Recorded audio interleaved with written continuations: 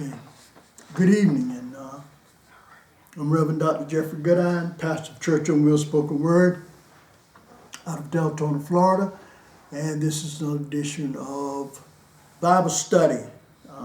We are continuing our Bible study on the book of Psalms. You can like us on YouTube, and Pastor Jeffrey Goodine, subscribe and hit the bell to be notified. That's on YouTube, Pastor Jeffrey Goodine. Like us on Facebook. Follow us at Church on Wheels, Let the Good News Roll. That is our Facebook page. Church on Wheels, Let the Good News Roll. That's our group. Facebook Live, you can tune to Jeffrey Goodine. Twitter, which is now X, at Goodine Jeffrey. Instagram, Goodine Jeffrey. And Clubhouse, Church on Wheels Ministry. So you could tune in with us. Facebook, YouTube, Instagram, Twitter, Clubhouse. Send me an email, pastorjeffreygoodine@gmail.com. That's pastorjeffreygoodine@gmail.com. And I'll add you to the list. And you will get a copy of the handout for this for Bible study, so that you can follow along with us when you tune in. So that's pastorjeffreygoodine@gmail.com. pastorjeffreygoodine@gmail.com. And I will add you to the list. And you will get a copy of the handout. So you can tune in, invite a friend, have a watch party. Tonight we're continuing our Bible study in the book of Psalms. Tonight is Psalm 25. Psalm 25, which is a Psalm of David. The historical context for this is a prayer for guidance and protection. So this is a Psalm of David, and in the Bible we know about David, and we know what he has done, and we know the story of David. If you do not know the story of David, please go read the story of David. When he was a little boy, and we knew he slew Goliath, there was just a little boy, and then he became one of the greatest kings that we had. And you'll see the story of his misfortunes along the way. You'll also see that during his reign as king, or during his reign, he was always at war. David was always at war. You would see in the thing when King Saul was king, and David was kind of like the second in command, or however you want to look at it. When they went off to war, the people would say King Saul killed thousands, but David killed 10,000s. And so, there was some animosity there. So when you get a chance, read the story of David. Well, tonight we want to focus on verses 4 and 5. Now, not to say that any of the others are not important, but verses 4 and 5 is what we want to focus on today. Now, Psalm 24, Psalm 25, verses 4 and 5. And I'm reading from the King James Version. Shew me thy ways, O Lord. Teach me thy path. Lead me in thy truth, and teach me. For thou art the God of my salvation. On thee do I wait all the day. Now, guidance and protection. Well, the only way you're going to get guidance and protection is you must be on the path with God. You must be on the path. You must be there. Without him, There really is no, as they say, lean not to your own understanding. See, our own understanding probably gets us about maybe one step, our own understanding. But here, the psalmist, or David, is saying to the Lord, show me your ways. Teach me your path, because your path is the path of righteousness. So we need to learn his path. Now I'm going to tell you about the Lord's path. The Lord's paths are usually dark. You really can't see in front of you. You have to trust him that this path leads to righteousness. You've got to trust him that the path leads to righteousness. And it does. So you must be on his path. And the psalmist is saying that, show me, teach me thy path. Teach me the way to go. Because your way is the truth.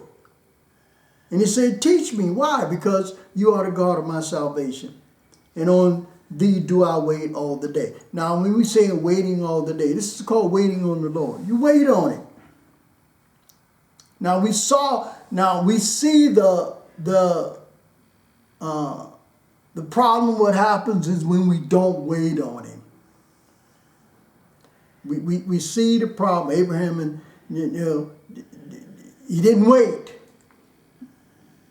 God said that you all will have children, and they didn't wait. They didn't wait. They had to rush, helping God. And then out of that came Ishmael.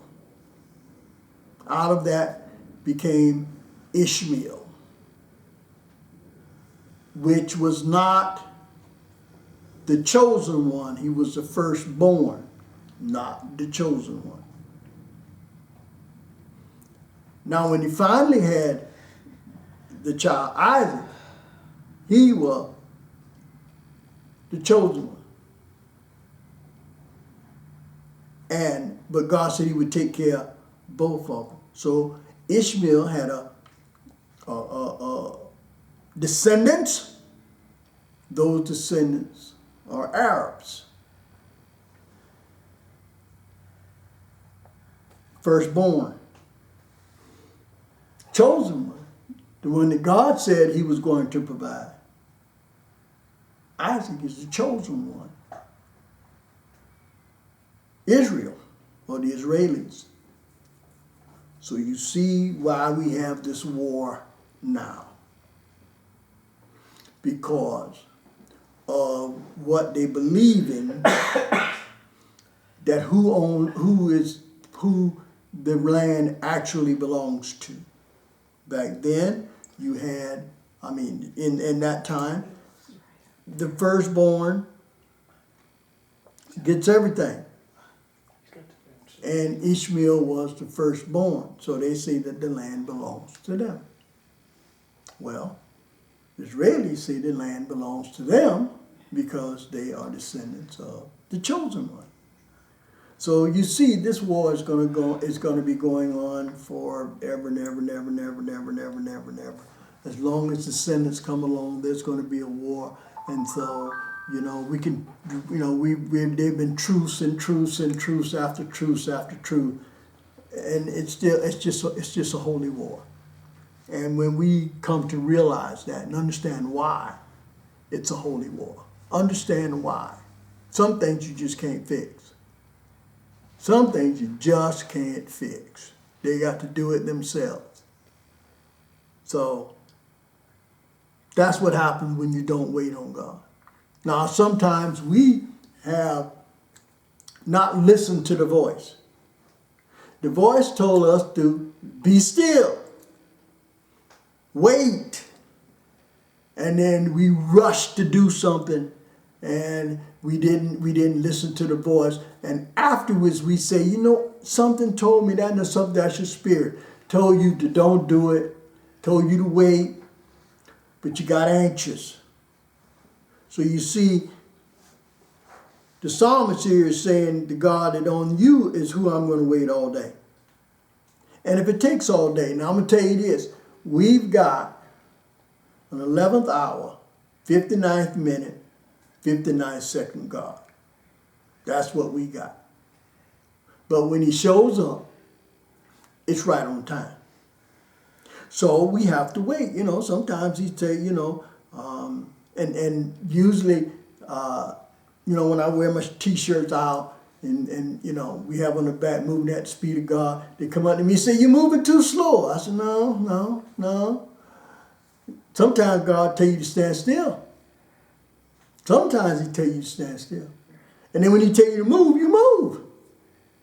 When the Spirit say move, you move. And when the Spirit say sit down, sit still, then you sit still. As it say, when you've done all you could do, then you stand.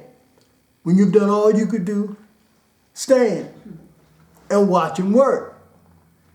But we want to help God work. That's what we want to do. We want to help him work. So the psalmist saying, shew me thy ways, not my way, but thy ways, O Lord. Teach me thy path. See, his path, again, I'll tell you, his path, you can't see around the bend. His path is probably dark. The only light you got is at your feet. That's the light you got, is at your feet. But he said, trust him on the dark path. Trust him. Trust him. Now, the path to hell, as he says, well lit. You already know what's down there. You can see it. But the path to righteousness is sometimes a dark path. And sometimes you're on the path by yourself, but you're not by yourself. You're never alone. He's right there with you. But you must trust. And so here the psalmist is doing a prayer, you know, mainly a prayer or singing a psalm, because the psalm's a song about guidance and protection. He wants God to guide him, and he wants protection. And he's talking about what happens in his life. Now, all of us got something that we could say that we ask God to show us in our path, in this lifetime.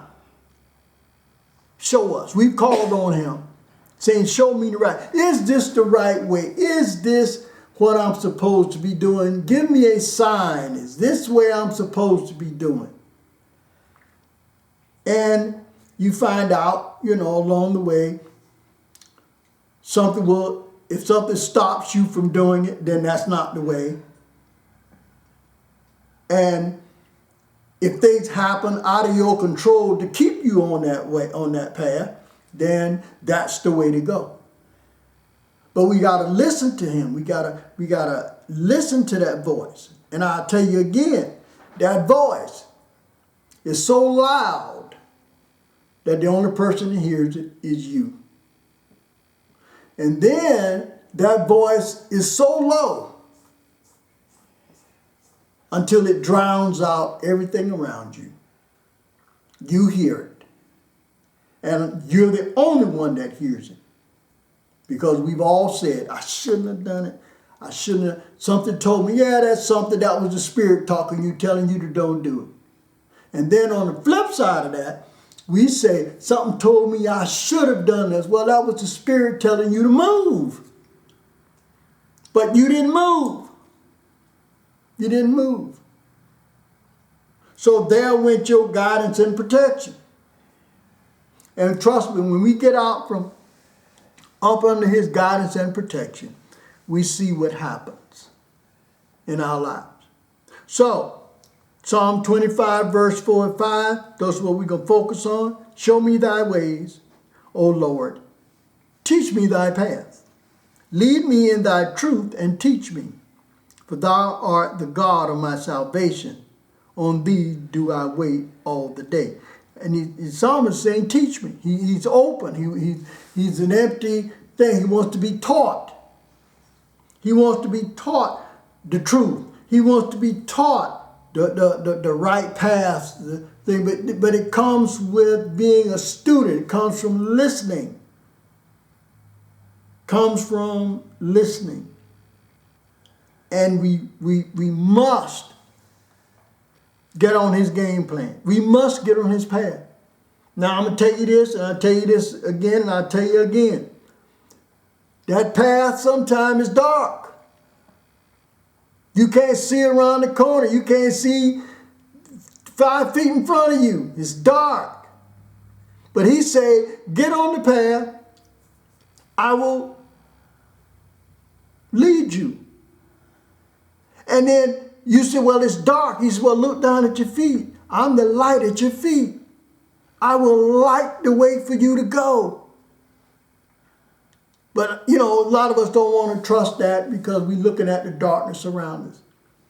And that path, that when he said, show me thy ways, O Lord, teach me thy path.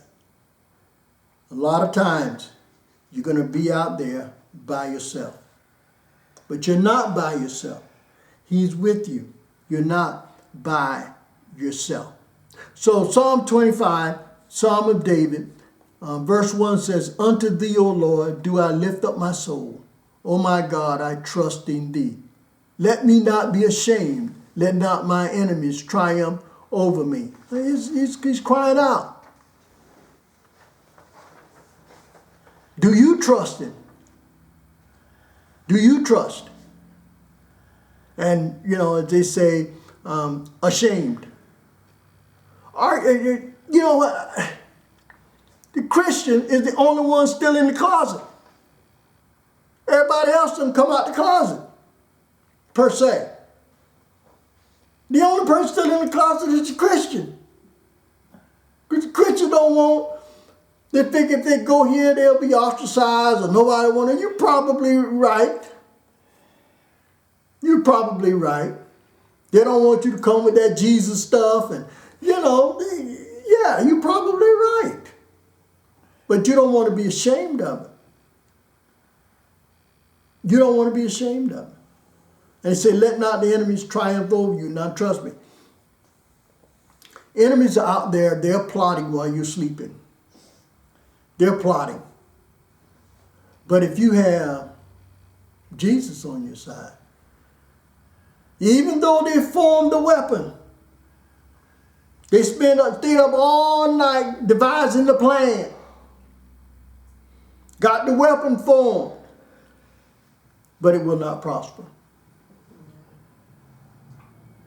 Now, he didn't say that the weapon wouldn't form. He said, now, no weapon formed. That means that the weapon is formed. The enemy has come up with a plan, but it will not prosper. So, the enemy's going to try. He's saying, let not the enemies triumph over me. Verse 3 says, yea, let none that wait on thee be ashamed. Let them be ashamed which transgress without cause. Without cause. I ain't never done nothing to you, so why do you hate me? I don't even know who you are. But yet you hate me. I don't know why. I don't even know you. But there are people out there that you don't know, and they hate you for whatever reason that they can come up with. Something to justify their shortcomings. But he said that let none that wait on thee be ashamed. Waiting on him, you're not ashamed. All right, let's say this. Let's just put it this way. Say we wait on Jesus to return. Okay? Let's just say he never comes back. I'm just throwing it out there. What if we wake up one day and find out that they say that all of this was for naught? Or we find out that there is no God. Well, if I wait to the end and I find out that there is no God, I'm not ashamed of Jesus Christ. I'm not ashamed of my belief. I haven't lost anything. I haven't lost anything. But now, if you say there's no God, and you don't believe him, and you don't want to follow him, and when you find out that he does exist, you've lost everything. So, I'm not ashamed of it. I'm not. I'm not. I'm not. Make me ashamed of it. Says, shew me thy ways, O Lord, teach me thy path. Lead me in thy truth and teach me, for thou art the God of my salvation. On thee do I wait all day. Jesus said, there's only one way. Jesus, the Bible says there's only one way to the Father, the salvation, and that's through Jesus Christ. So our hope is tied up in Jesus Christ. Our hope is tied up in Jesus Christ. The only hope of our salvation is tied up in Jesus Christ. So, for thou art the God of my salvation. Said, remember, O Lord, thy tender mercies and thy loving kindness, for they have been ever of old. Now, he's saying, you know, here's a God that, yeah, what you've done wrong. Now, you know the punishment's coming. But you're pleading with him, remember your tender mercies. Remember, you are a merciful God. Remember, you are a God of loving kindness. And you've always been that way. That's what I'm trying to get out of something. Remember not the sins of my youth, nor my transgressions. According to thy mercy, remember thou me for thy goodness' sake, O Lord. Thy mercy. Now here's a psalmist is saying that is admitting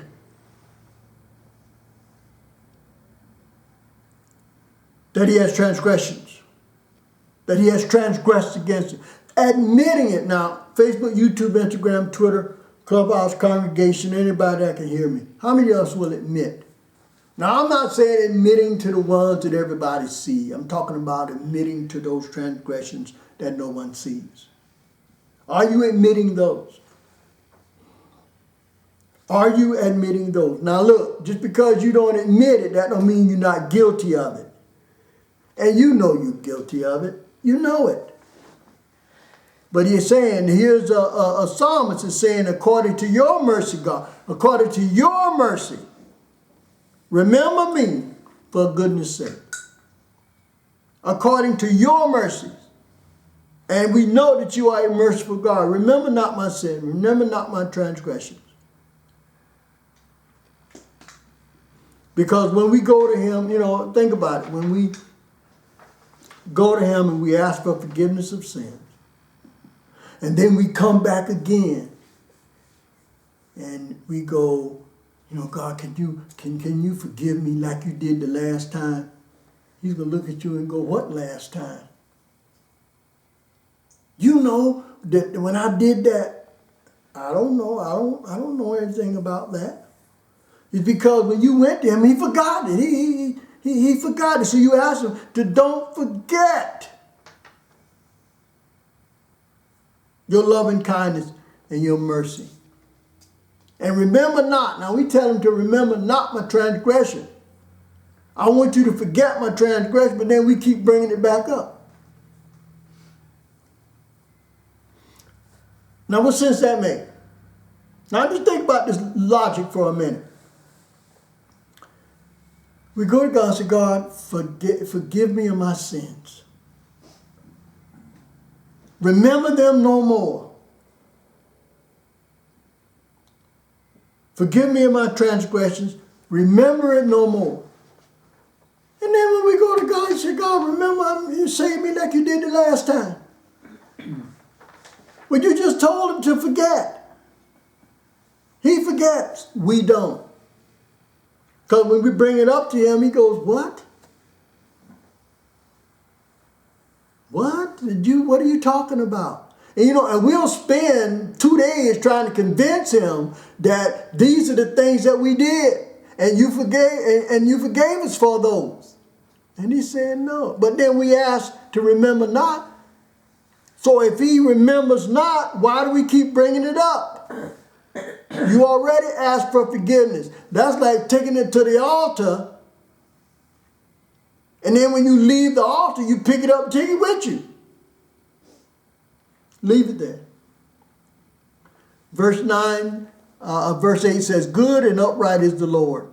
Therefore will he teach sinners in the way. Now he's going to talk to the reader. He's talking to the reader. Good and upright is the Lord. Therefore will he teach sinners in the way.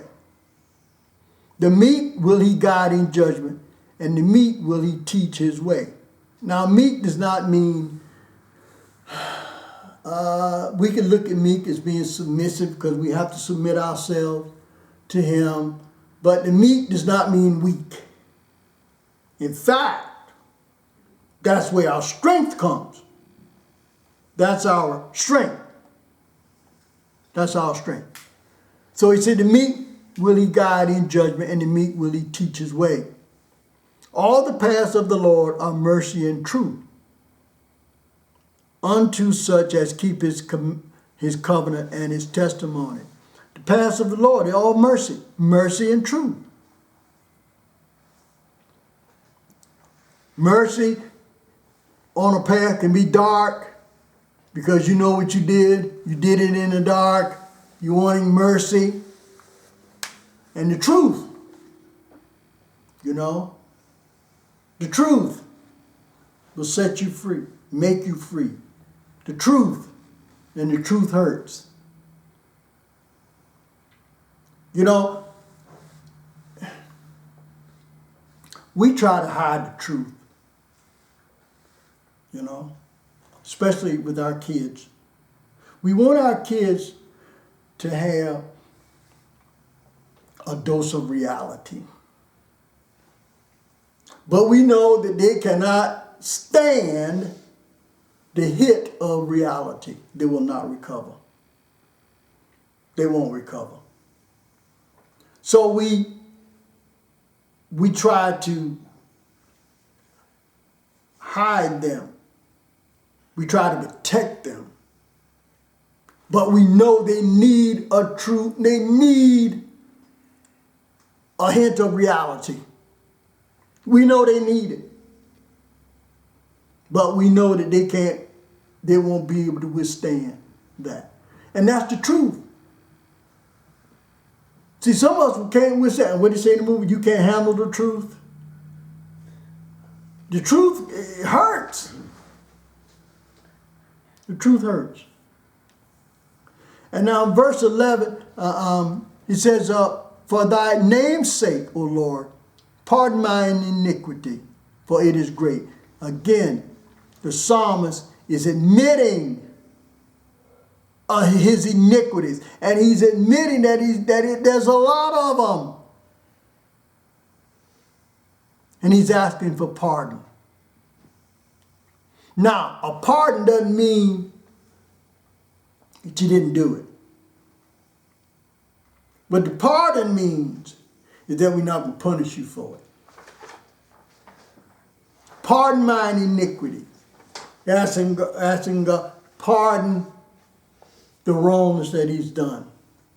How many of us have asked to pardon our iniquities? I think that ought to be part of our prayer. Pardon mine iniquity. Because we do iniquity and we don't claim it as iniquity. However, pardon mine iniquity, for it is great. What man is he that feareth the Lord?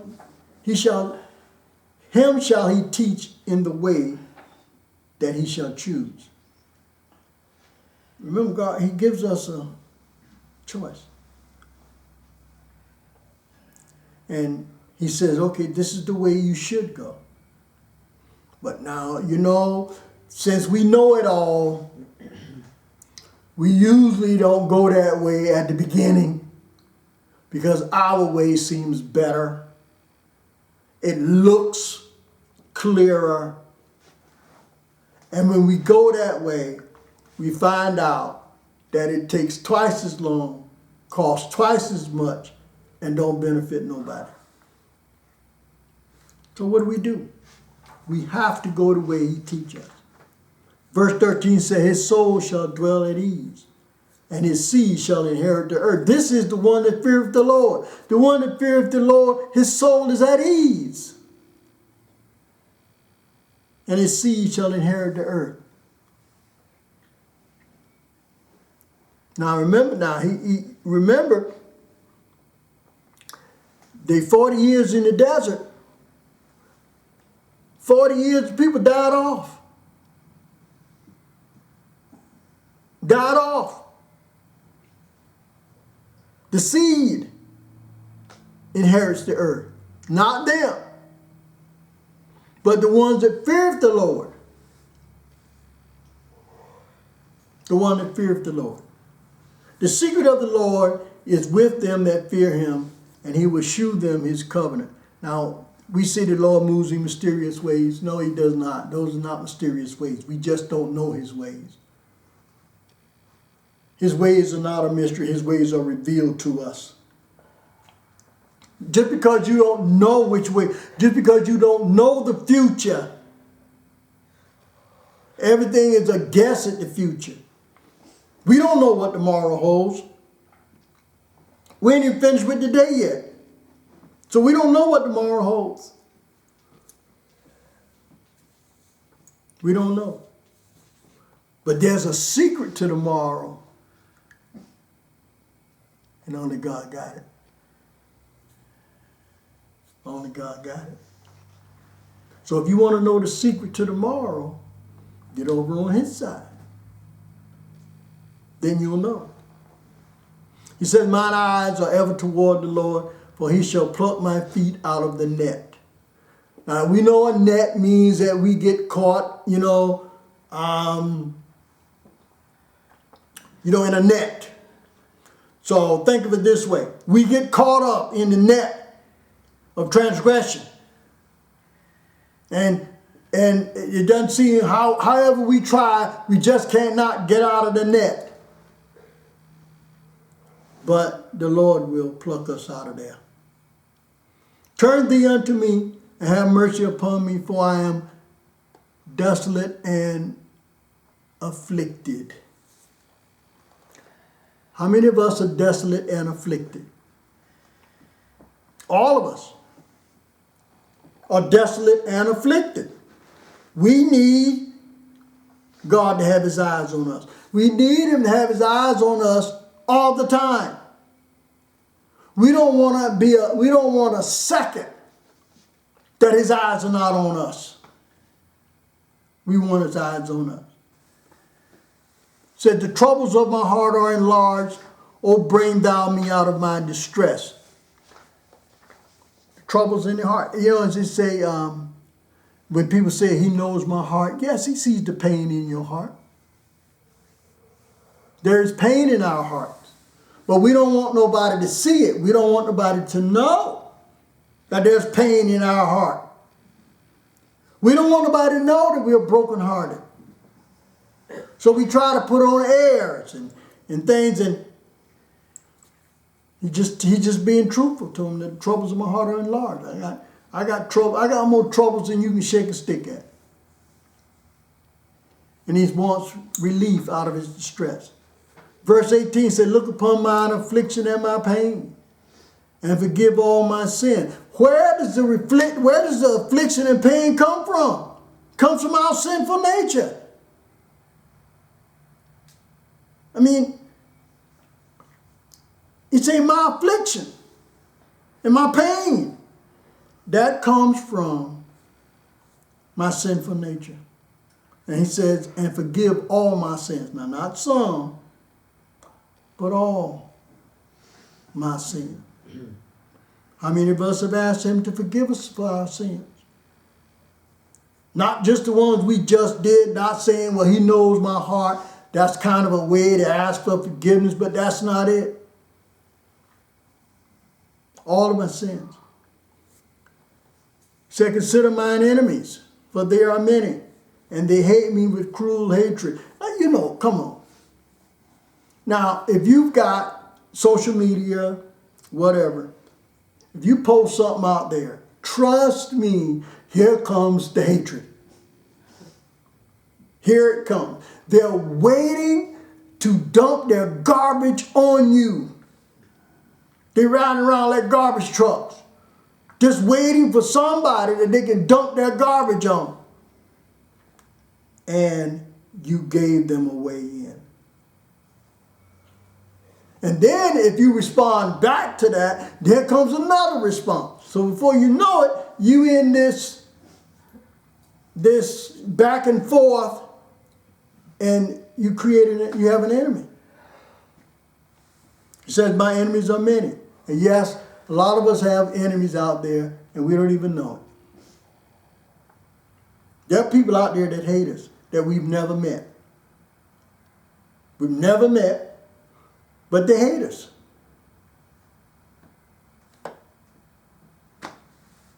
I can tell you what, if you want to get some enemies, stand for Jesus Christ. That's all you got to do.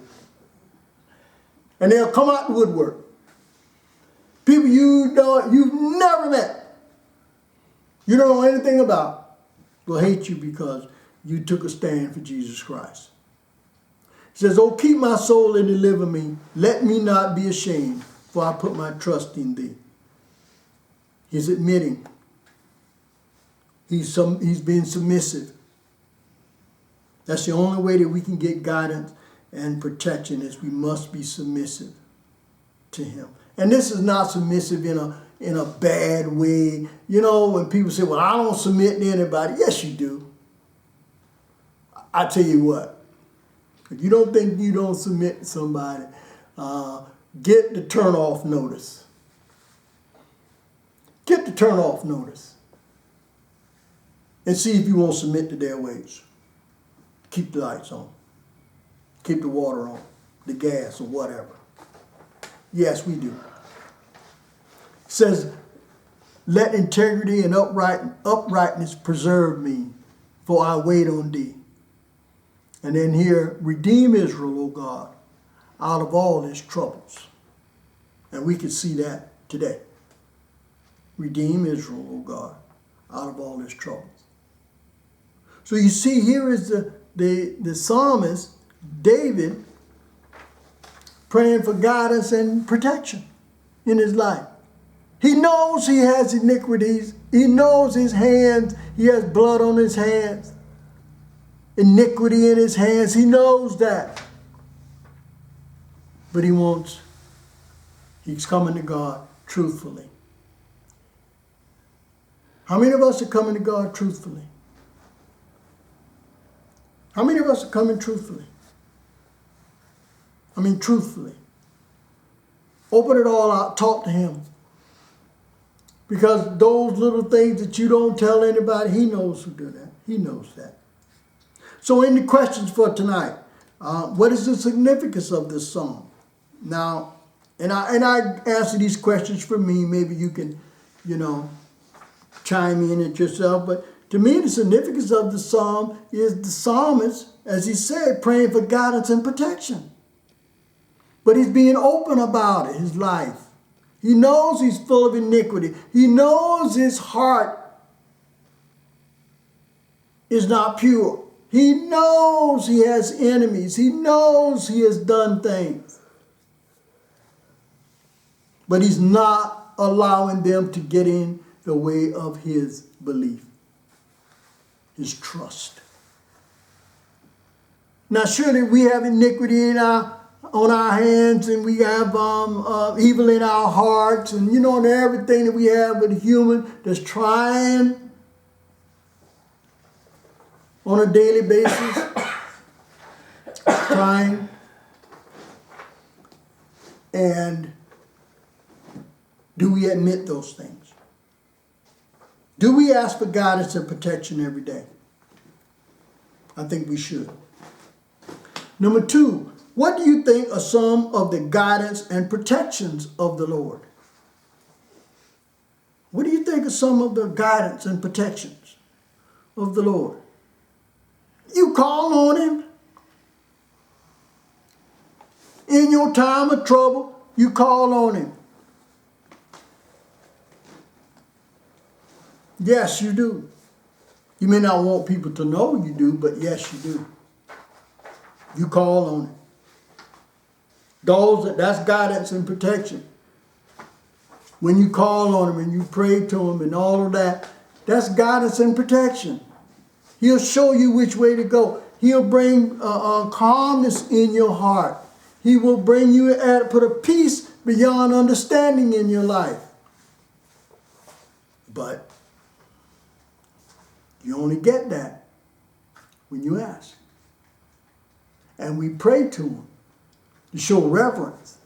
And we spill out in our prayer for his guidance and protection.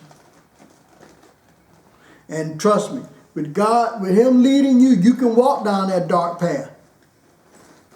That the only light you got is at your feet. And you can't see 2 feet in front of you. You don't know which way to go.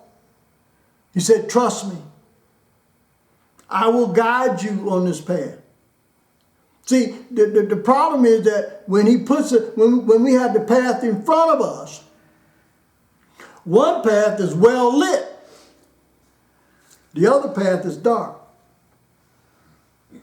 Now, I've grown up, I grew up in the country, in a small town. And yes, we had, backwoods and stuff like that. And if you wanted to be seen, you would take the front street because that's where the lights were. If you didn't want to be seen, you would take the back street because you knew about that back street. The only people that knew about the back street, the people that lived in the area. You knew about the back street. Wasn't a whole bunch of lights back there. So you could, I'm not saying it ran from the police. I'm not saying that. I'm just saying that you could. You could. Yeah, you could if you wanted to. But that's guidance and protection because the guidance is that he's going to send you on his path. Now, his path of righteousness, when you look at it, you're going to see darkness because you have to trust him. He said, trust me. We go this way. This is the shortest route. This is the easiest way to go. But you say, but it's dark. And that's when you say, I know. It's dark to you. But if you trust me, I will lead you on the path of righteousness. If you trust me. And then I put, do you believe this psalm is relevant in your life today? I think it is. Because don't you, when you call on him in the midnight hour, aren't you asking for guidance and protection as what to do? Don't be when you went to that job interview and you wanted the job really bad, didn't you sit in the car and say a little prayer when nobody was looking? That's asking for guidance. To tell you what words to say. And so it is relevant. It is relevant. Yes, it is. But you don't want to admit it. The psalmist here, David, admitted his wrongdoing. He admitted that he needed it. For one, his enemies are great. So he has no protection against the enemies. 2, there's iniquity in his life that he's done.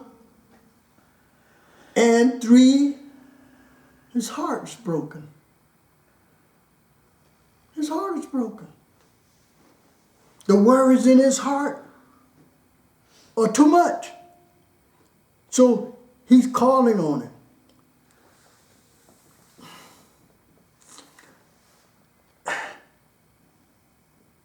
What are we going to do for guidance and protection? His heart, when our hearts are troubled on every end, we have iniquity on our hands. What are we going to do? I mean, seriously, what are we going to do? Are we going to admit it like the psalmist David here admitted? That he needs guidance and protection? That he can't do it? And he showed all of his reasons why? When are we going to do that? When are we going to do that? To admit our shortcomings. Admit that there are troubles in our hearts, regardless of what it looks like on our face. There's trouble in our hearts. We got enemies that are coming from all avenues. Iniquity in our hands. Sinful nature. But yet we're still trying to get to heaven. Think about that. Now think about that for a minute. We have trouble in our hearts. We have iniquity in our hands. We have enemies all around. We are sinful in nature. And we talk about trying to get to heaven. Now, how are you going to get to heaven with that? You're fooling yourself. So the psalmist here is asking for forgiveness. He's asking him to cleanse his heart. He's asking him to cleanse his hands of iniquity. He asks him to protect him from all of his enemies. And he's being truthful. So verse 4 and 5 says, show me thy ways, O Lord. Teach me thy paths. Lead me in thy truth and teach me. For thou art the God of my salvation. On thee do I wait all the day. He's asking to be taught by the one true teacher, the one masterful teacher that will teach you his path to righteousness. And you know what? When he teaches you, then you can teach somebody. Tell them about Jesus Christ. Tell them about his son, Jesus Christ.